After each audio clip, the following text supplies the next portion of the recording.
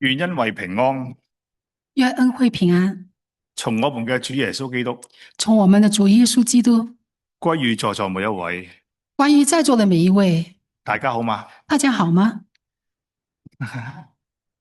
感謝上帝，感谢上帝，多謝教會嘅邀請，谢谢教会的邀请，讓我有機會與眾弟兄姊妹一起崇拜，让我有机会与众弟兄姐妹崇拜，並宣講上帝嘅聖道。并宣讲上帝的圣道。我心好喜樂。我的心很喜乐。我同我內子都要多謝教會嘅傳道人我和我的内子都要感谢教会里面的传道人張師母、张师母，各位執事、还有各位的执事，各位弟兄姊妹照顧我嘅家庭，还有各位的弟兄姐妹照顾我的家庭。因為有你哋嘅愛，因为有你们的爱，將關懷、把关怀教導教導俾我嘅細路仔，给了我的孩子，佢哋又有機會喺教會侍奉上帝。他们也有机会在教会里面侍奉上帝。我哋兩公婆就安心啦。我跟我的内子就很安心了。謝謝。谢谢。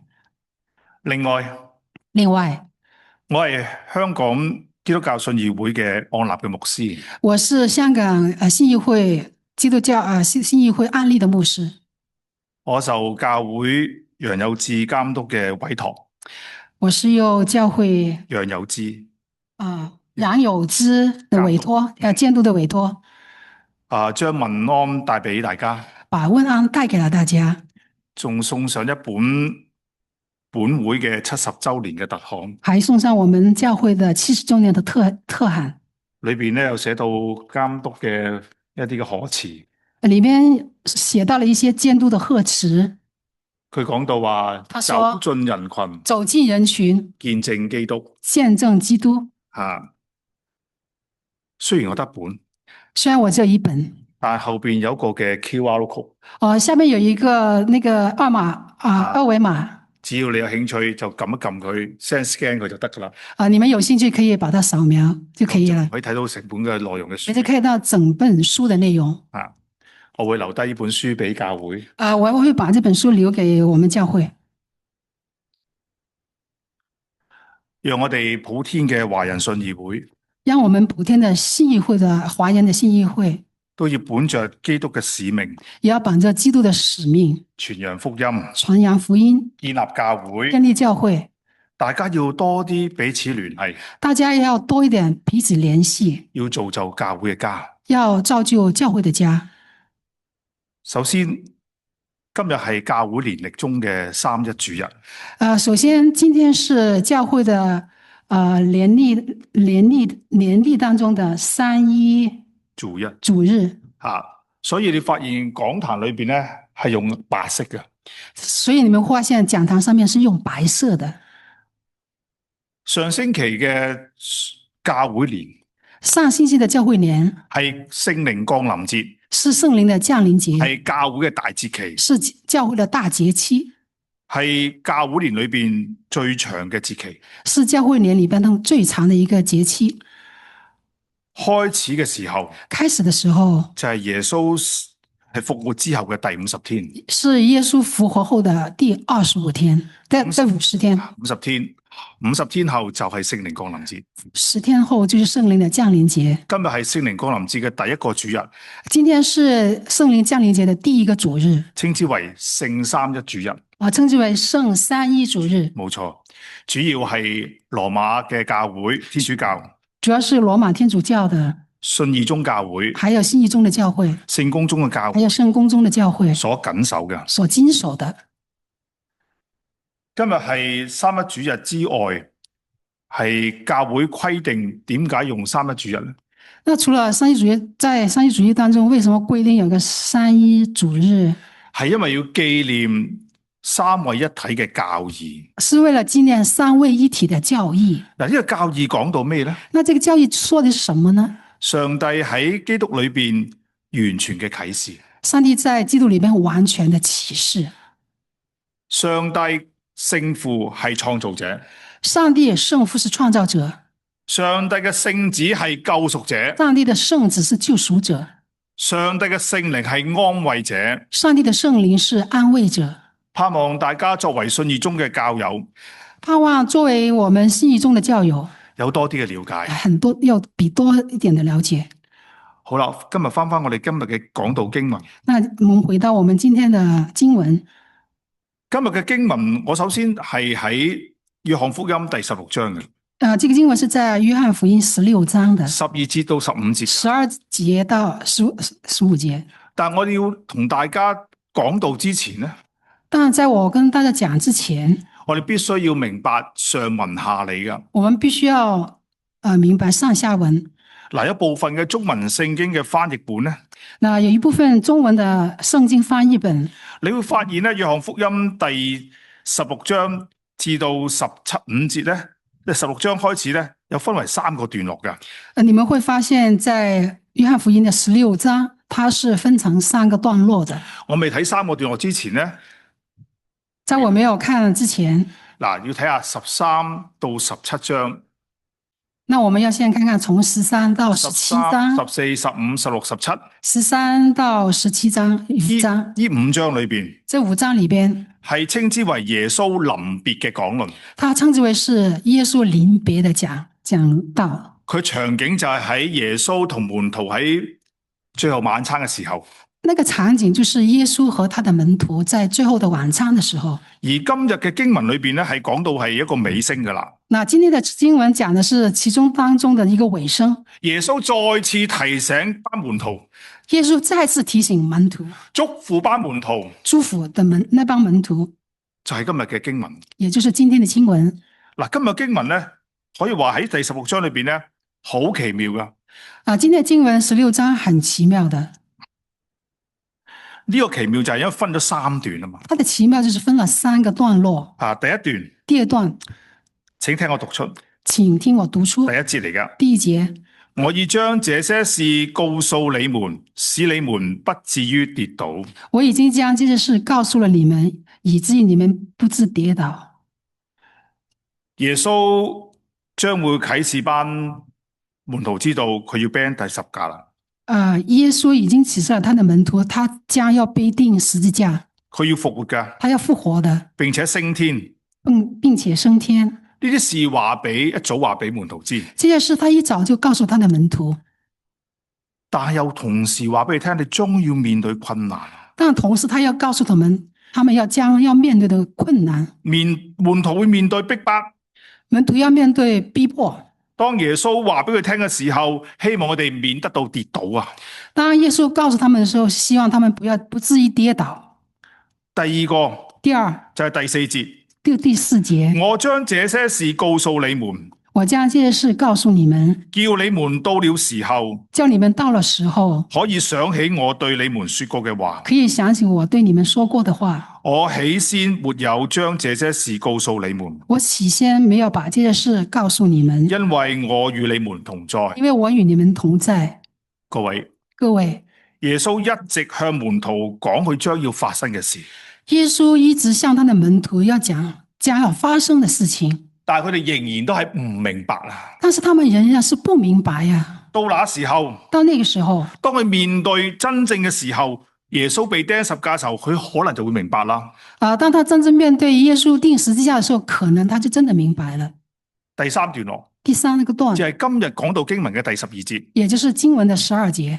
我還有好些事要告訴你們，我還有好些事要告訴你們，但你們現在是擔當不了。但是現在你們是擔當不了的。我哋要明白，我們要明白，耶穌知道門徒會因為預言自己嘅離世，佢哋好擔心。他知道因為耶穌預言了他又會離世，他們會很傷心的。耶穌知道佢自己受難嘅時候，佢都心裏邊都好多同憂鬱嘅。耶穌自己知道他自己要受難的時候，他心裏面也有很多的憂鬱。但佢明白，但是他明白，如果時候好些事要話俾所有嘅當時嘅門徒知道。他說他有很多事情要告訴當時的門徒，連佢自己嘅感受話俾門徒聽嘅時候，他把他自己的感受都要告訴他門徒的時候，你哋擔當不起啊！你們擔當不起啊！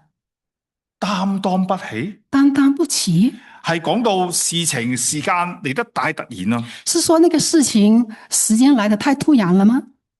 嚴重到佢哋冇辦法去承受呢個嘅真真正正嘅信息。嚴重到他們沒辦法承受還真正的信息。喺原文只係理解啊，在原文裏面說的是理解。簡單嚟講，簡單的來說，耶穌將要發生嘅事，耶穌將要發生的事情，係超越嗰班門徒嘅認知能力噶，他是超越了那班門徒的認知和他們的能力的，未能夠理解，不能夠理解的，係就咁嘅意思。他是這個意思。所以大家留意今日講到經文，所以大家留意今天的經文，每一節啊，每一節都用個字叫告訴，都是用一個字，就是告訴，充滿着告訴嘅字。充滿了告訴這個字。呢個字好明顯地話俾我哋聽，這個字很明顯地告訴我們，耶穌希望每一個門徒能夠了解明白佢嘅講話，耶穌希望每個門徒都能夠明白了解他的話，但佢哋現時擔當不起嘅。是他們是現實擔當不起。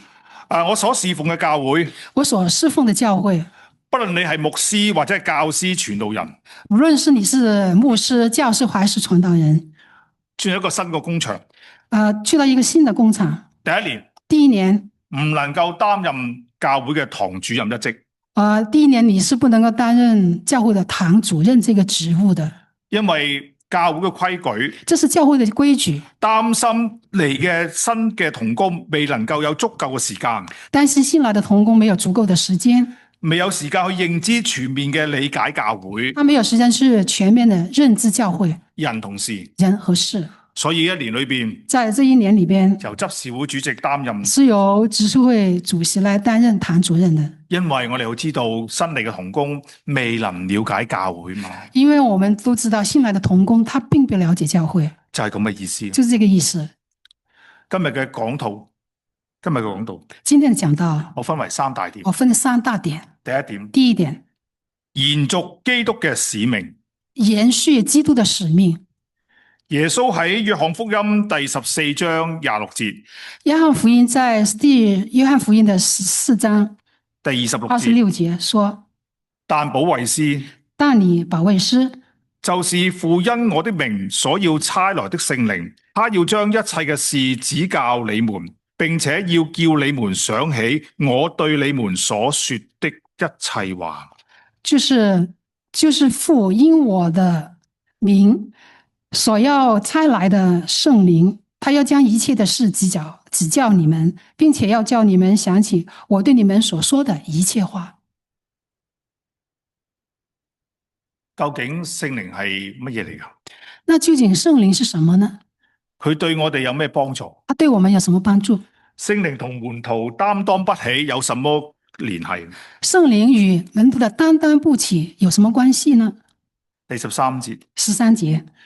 聖靈係真理嘅靈，聖靈是真理的靈，引導我哋明白一切嘅真理，引導我們明白一切的真理。有啲譯本係講將明白改為進入，有些譯本把理解，把明白進入，翻譯成進入。所以當聖靈嚟到嘅時候，將真理進入喺門徒當中。所以當聖靈來的時候，是進入門徒的身體。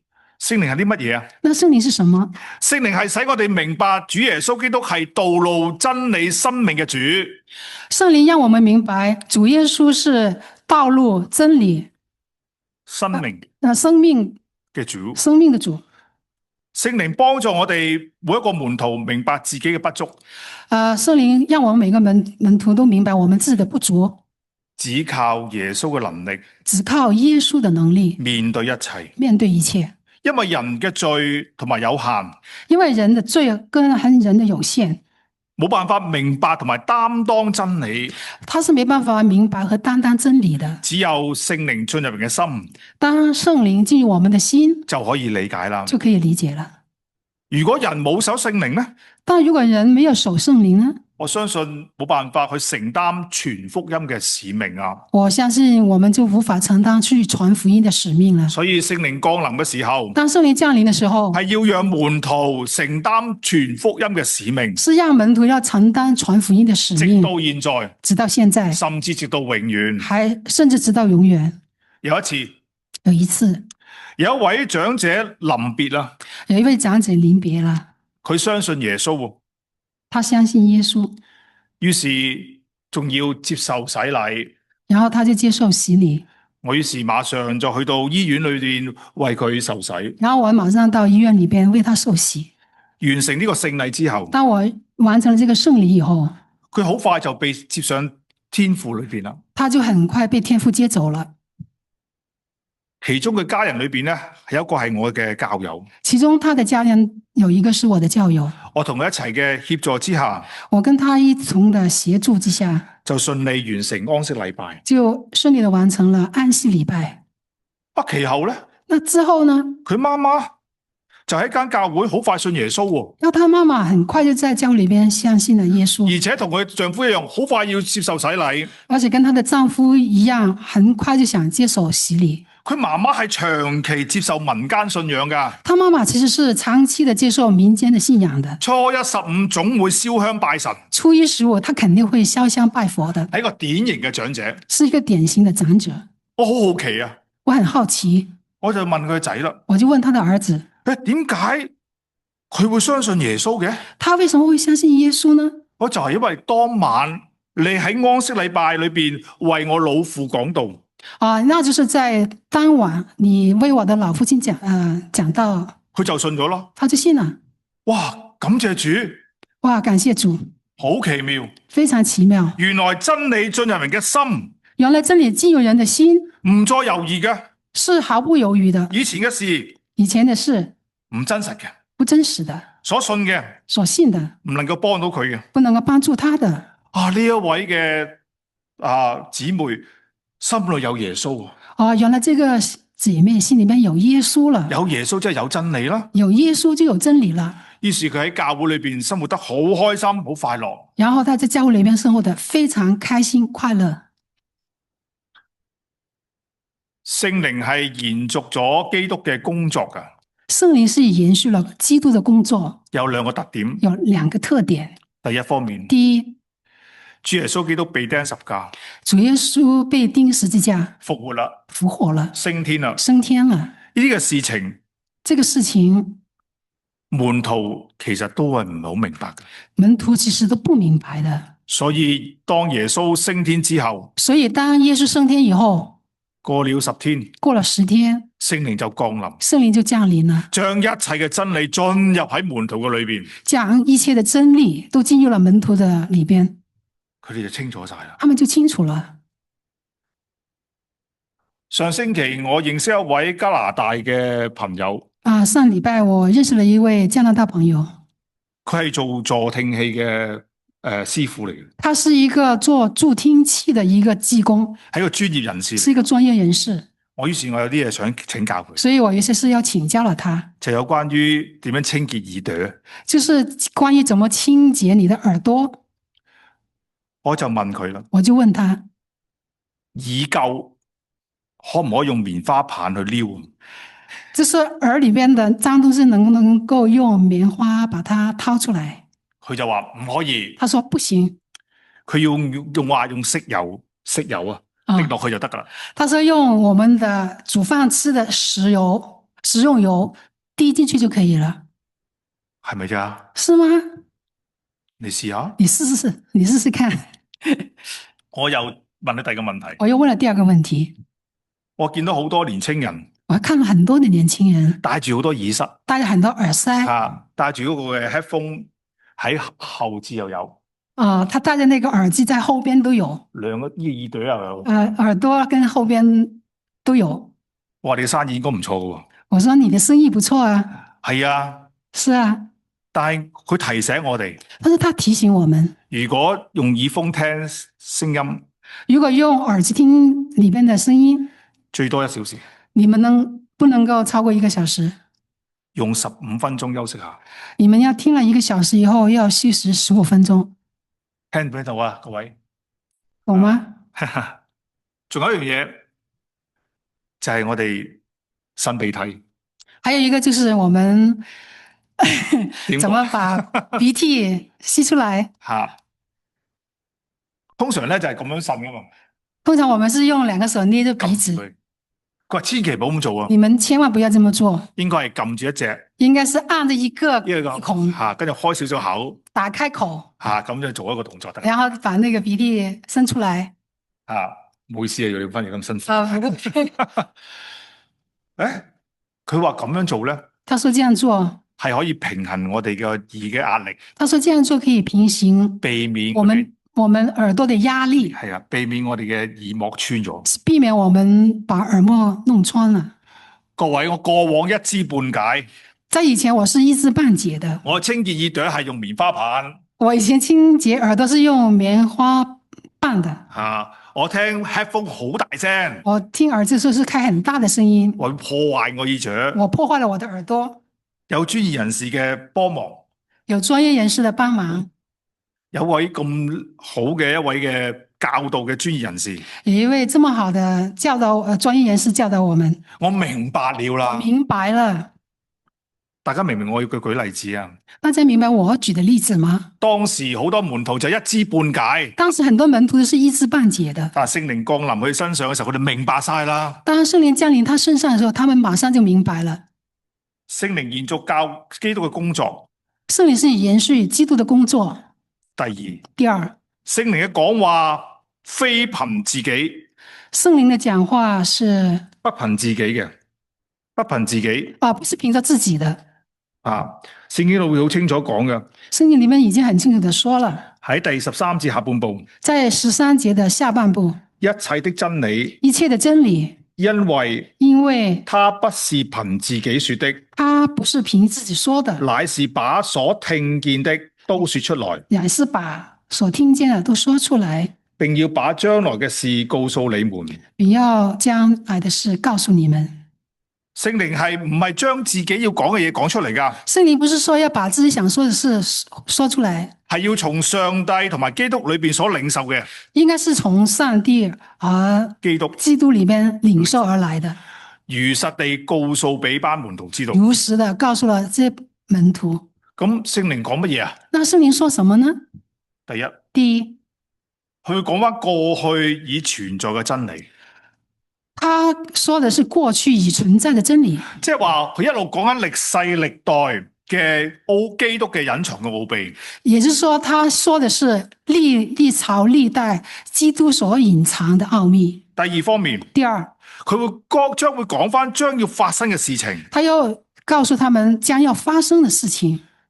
主再來之前後，主再來前後，世界會發生咩嘅新嘅啟示？那對世界會發生什麼樣的那種啟示？呢兩點好緊要嘅。這兩點很重要。一個係講到救恩，一個是說救恩，一個係講到啟示。一個是啟示。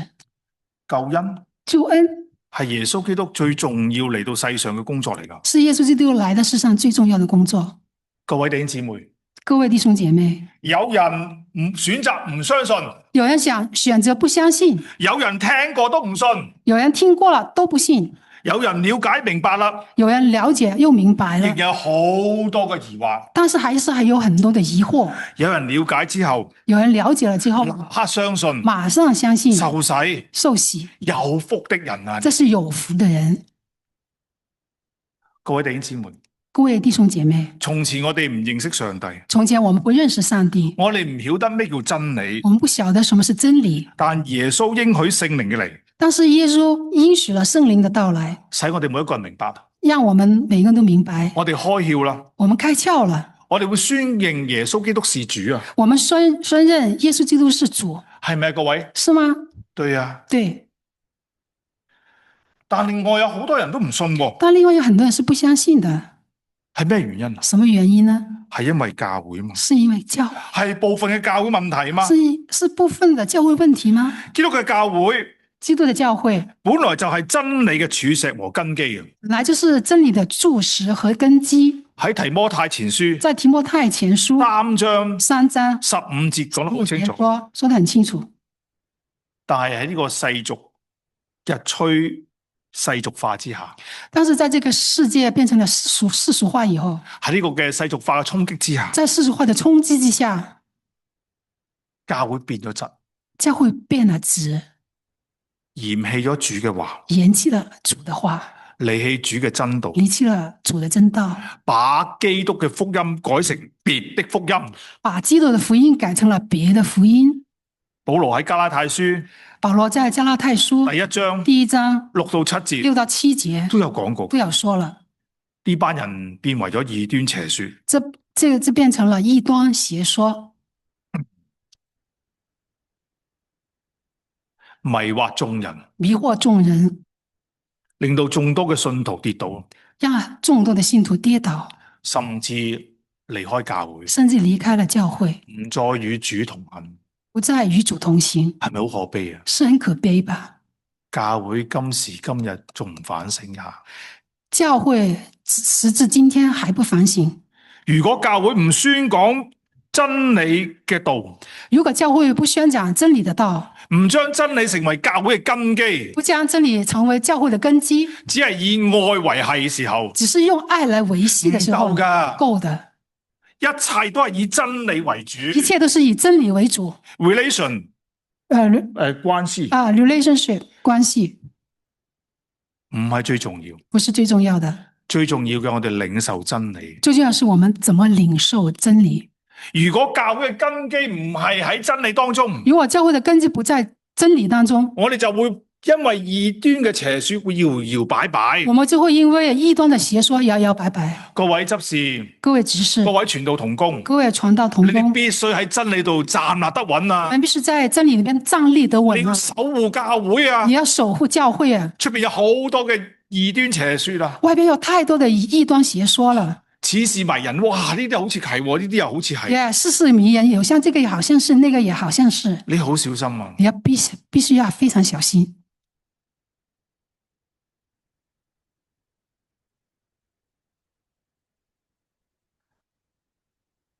各位弟兄姊妹，各位弟兄姐妹，我哋點樣喺教會裏邊做見證？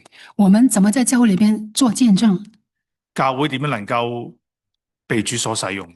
教會怎麼樣才能夠被主使用？仍然講到一句說話，唯獨聖經。還是那句話，唯獨聖經。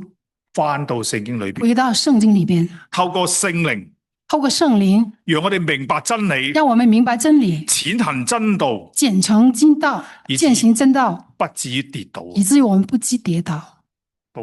耶穌提醒門徒不至於跌倒。耶穌提醒門徒不至於跌倒。你哋都小心啲，你們也要小心，唔好跌倒，不要跌倒。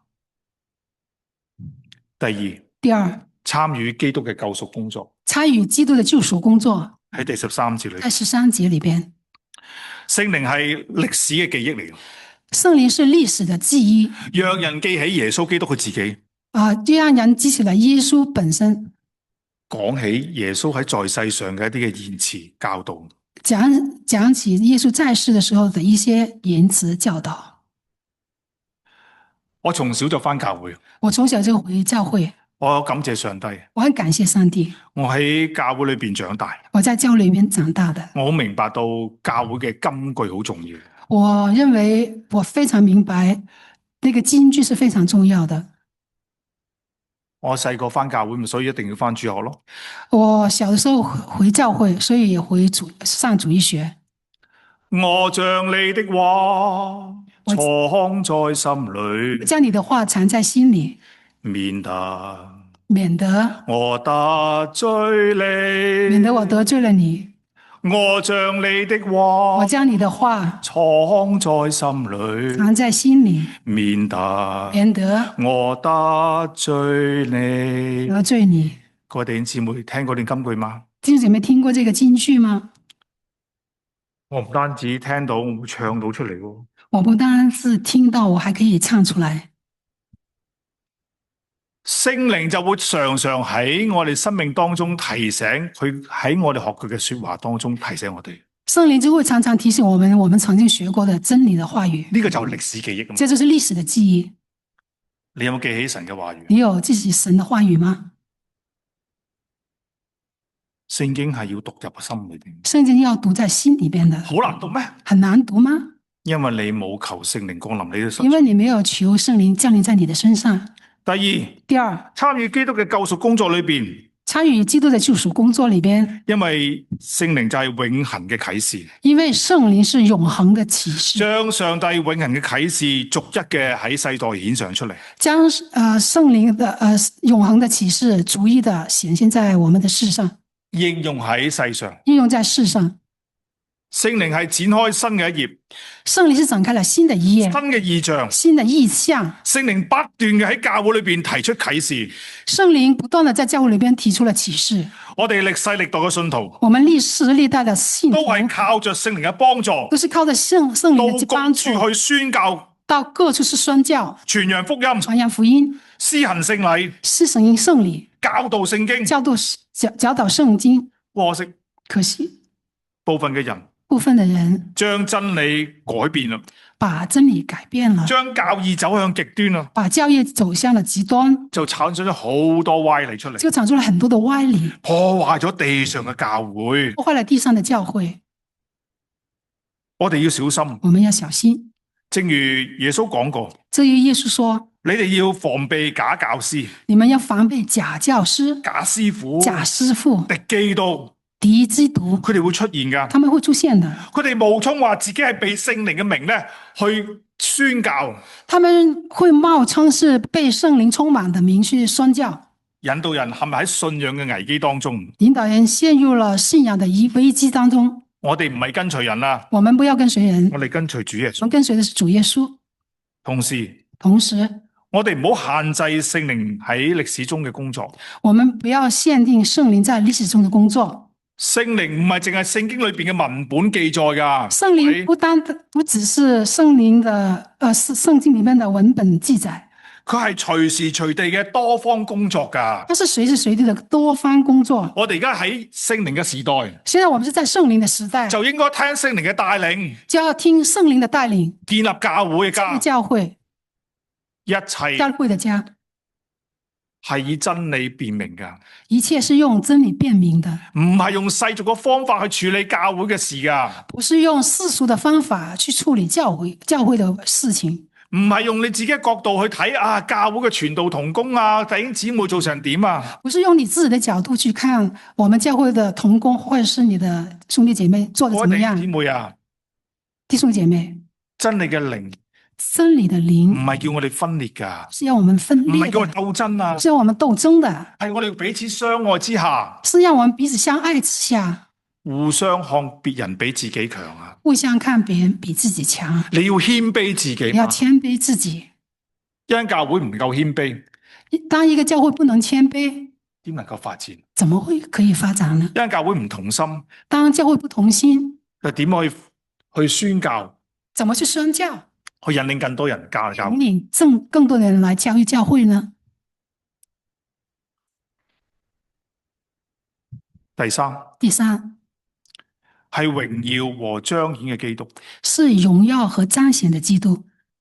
聖靈嘅工作係乜嘢？聖靈的工作是什麼？就係要榮耀基督。就是要榮耀基督。耶穌講過，耶穌曾經說過，聖靈會榮耀我。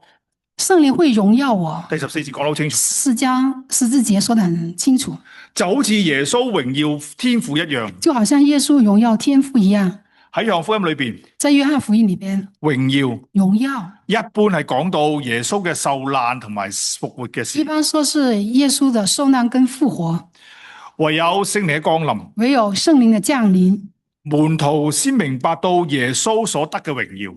門徒才明白到耶穌所得的榮耀。耶穌講過噶，耶穌說過的，喺第12章裏邊12章裏邊23節， 23節，耶穌回答他們，耶穌回答他們，就咁講啦，就說人子榮耀嘅時候到了，人子得榮耀的時候到了。我實實在在地告訴你們，我實實在在地告訴你們，一粒麥子不落在地裏死了，一粒麥子不落在地裏死了，仍舊是一粒；人就是一顆，若是死了，若是死了，就結出好多粒子來。就能結出許多的子粒來。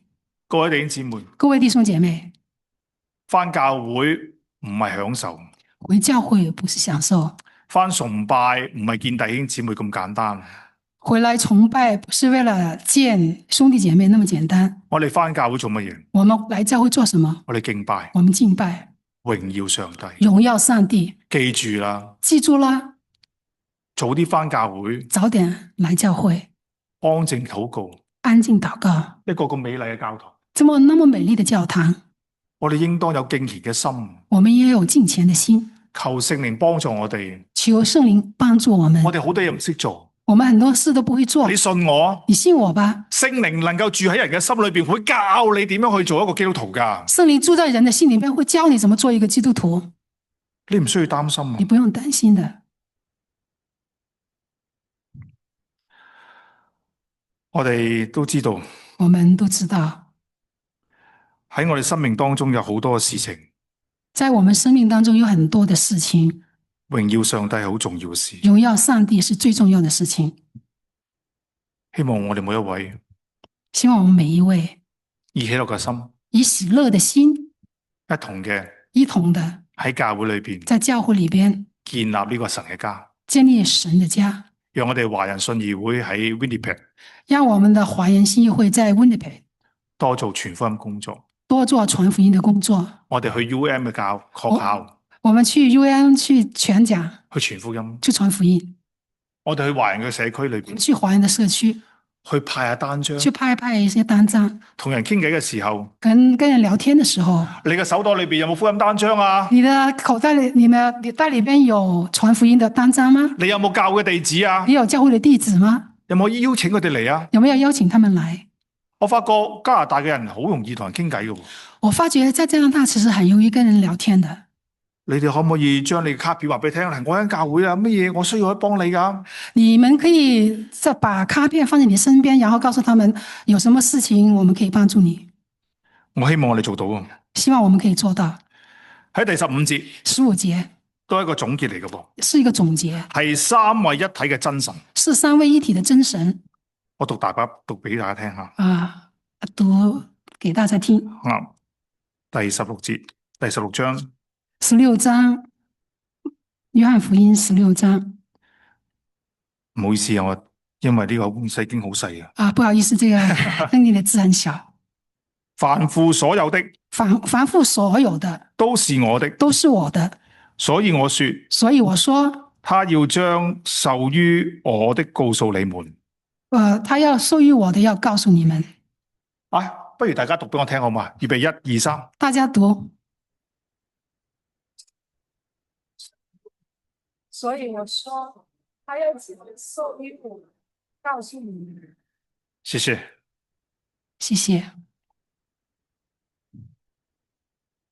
獨一嘅真神，獨一嘅真神有3個不同嘅位格。有3個不同的位格。呢一位真神裏邊，這一位真神有一位好愛我哋嘅天父，有一位很愛我們的天父，佢差遣嘅愛子耶穌基督，他差遣他的愛子耶穌基督嚟到個世界，來到這個世上，就係救贖我哋呢班將要受死嘅人，就是救贖我們這一批準備受死的人，無絕望嘅人，無望嘅人，無望的人，我們是無望的人，絕望的人，讓我哋得生命，讓我們得到生命。呢一位嘅真神，這位真神係我哋嘅主耶穌基督，是我們的主耶穌基督。佢降世為人，他降世為人，佢承擔咗你同我嘅刑罰。他承擔了你和我的刑罰。呢一位真神，這位真神係聖靈啊，聖靈啊，佢要明白幫助我哋，他會明白的幫助我們，將真理進入我裏邊，把真理進入我們裏邊。所以係我哋嘅保惠師，我們的保惠師，佢喺我哋裏邊，他在我們裏邊有能力幫我哋戰勝罪惡啊！有能力讓我們戰勝罪惡。所以今日係3一嘅主日，今天是3一的主日，經文係特別係選材呢個地方，經文是很特別選材吓，各位弟兄姊妹，各位弟兄姐妹，喺我哋生活裏邊，在我們生活當中，有好多事情係難以擔當嘅，還有很多事情是難以擔當的，好多擔子超過我哋嘅負荷啊！很多的擔子是超過我們的負荷的，好多嘅問題超乎我哋可了解啊！很多的問題是超乎我們可以理解的，好多困難超過我哋去能夠解決啊！很多的困難是超過我們可以解決的。你睇下啲新聞，你看看現在的新聞，你唔好去咁遠啦。你不要看那麼遠，你睇下美國，你看美國，我就諗翻起幾年前嘅香港，我就想起幾年前的香港，我哋該如何自處啊？我哋該如何自處啊？我們該如何自處？嗱，今日嘅經課，那今天的經課聽嘛？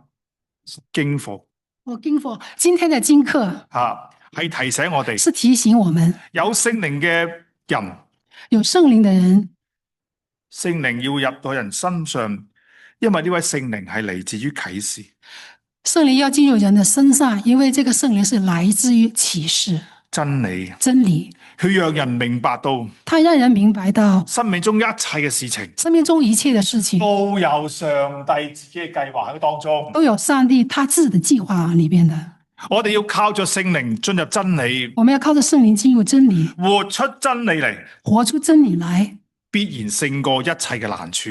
必然勝過一切的難處。呢個係主耶穌基督向我哋嘅應許。這是主耶穌基督向我們的應許。願上帝幫助我哋每一個弟兄姊妹，讓上帝幫助我們的每一個弟兄姐妹，讓我哋每一個生活有力，讓我們每一個都生活有力，行路得穩，行路得穩，站喺福音嘅道路上邊，站在福音的道路上邊，作個榮耀主嘅門徒，做個榮耀主的門徒，唔好貪圖一切不義嘅事，不要貪圖一切的不義的事，經常被聖靈嘅充滿，經常被聖靈充滿，帶領啲迷失嘅人，帶領一些迷失的人返到教會裏邊，來到教會，使佢哋因着基督嘅緣故使他們因着基督的緣故得救。得救。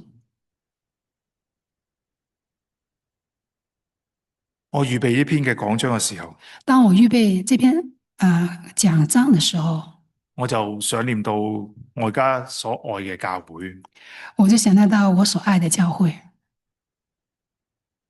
因為我背景係信義中嘅教會，因為我的背景是信義中的教會，我今日係返信義會嘅教會，我現在是回信義會的教會，我哋一間福音嘅教會，是一間福音的教會，係一間純正嘅教會，是一間純正的教會。我哋從馬丁路德嘅改革，我們從馬丁路德的改革一路到現今，一直到現在，喺100多年前，在100多年前，信義中嘅教會嚟到中國，信義中的教會來到了中國，喺中國裏邊展開不同嘅地區嘅宣教，在中國不同地區進行了宣教，建立咗教會，建立了教會，好多個省份在很多的省份都有信義中嘅教會，都有信義中的教會，有大學，有大學，有醫院，有醫院，有書局，有書店，呢啲一切這一切都係要榮耀上帝嘅。是要榮耀上帝。一班遠道從西方而嚟到我哋中國嘅地方嘅人，一批從西方來到中國的一批人，我哋香港人叫佢鬼佬。我們香港人叫他們叫鬼佬。嗱，呢一班人，那這班人係因為被聖靈嘅充滿，是因為被聖靈的充滿，佢要將生命嘅道帶到中國地方，他們要把生命的道帶到中國，不斷嘅讓人有機會認識主，不斷的讓人認識主，受教育、受教育、受醫療嘅服務。受醫療的服務。以我所了解，據我所知，我哋嘅華人工作做得唔錯㗎，我們的華人工作做得不錯的。但後來大家都知道，但後來大家都知道，中國開始變色啦。中國開始變色了。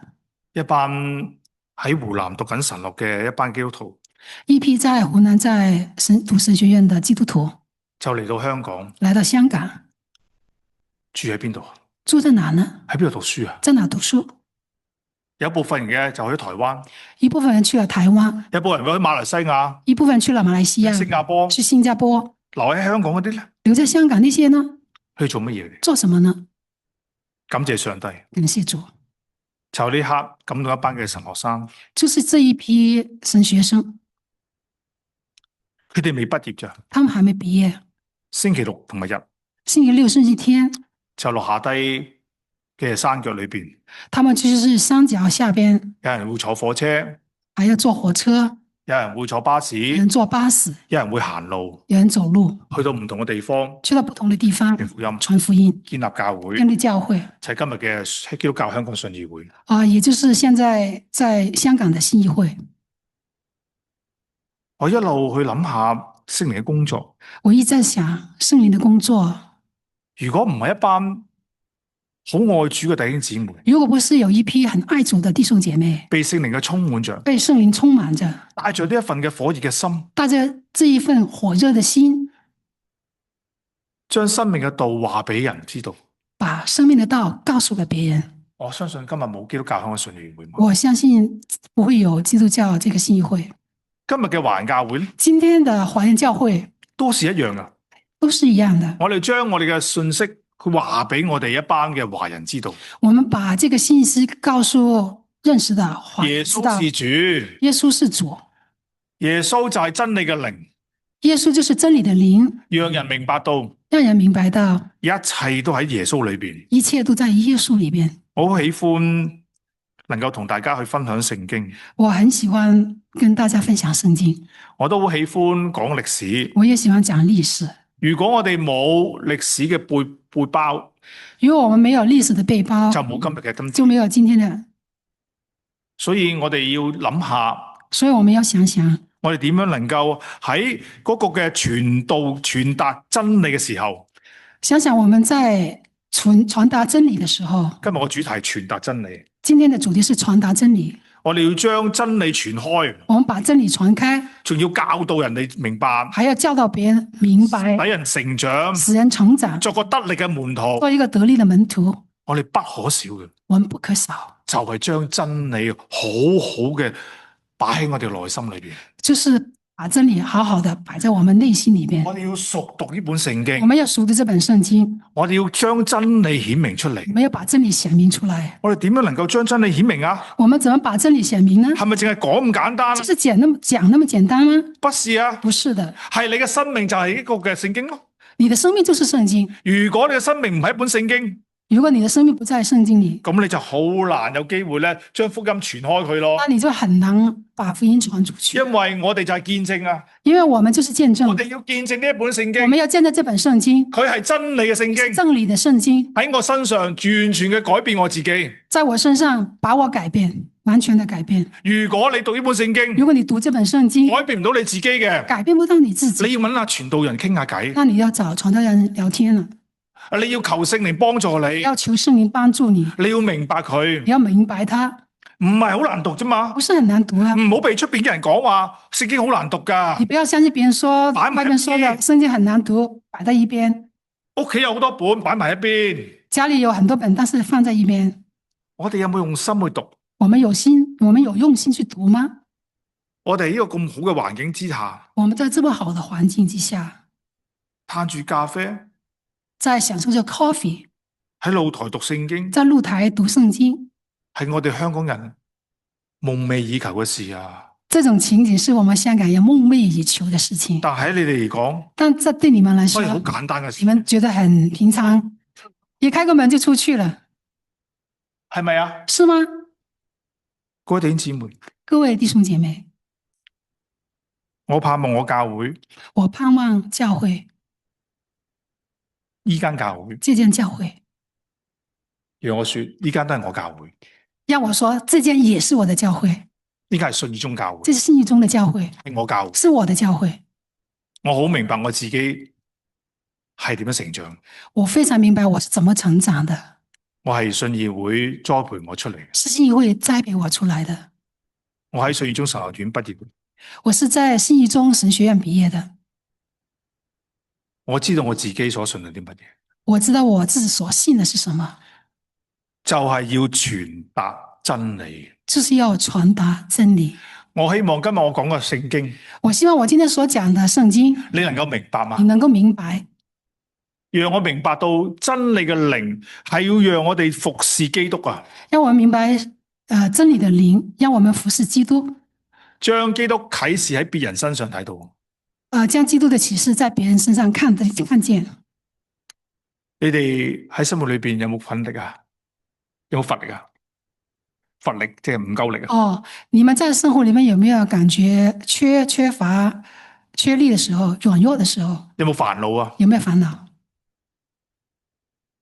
今日好多人咧嘅煩惱咧就訴諸於人哋身上，今天很多人的煩惱都是訴諸於人的身上。我哋好容易發惡嘅，我們非常容易發脾氣，我哋好中意鬧人，我很喜歡罵人，好中意咧話人哋唔啱，很喜歡說別人不對，係咪啊？是嗎？不論你係我老婆定我老公，無論是你的丈夫還是妻子，我先係啱，我才是對的，我先唯一嘅。我是唯一的。如果帶咗咁嘅觀念如果你帶着這樣的觀念嚟到教會，來到教會，你錯啦。你錯了。我哋唯一嘅係耶穌基督，我們唯一的是耶穌基督，唔係你自己。是你自己。你係何許人？你是誰呀？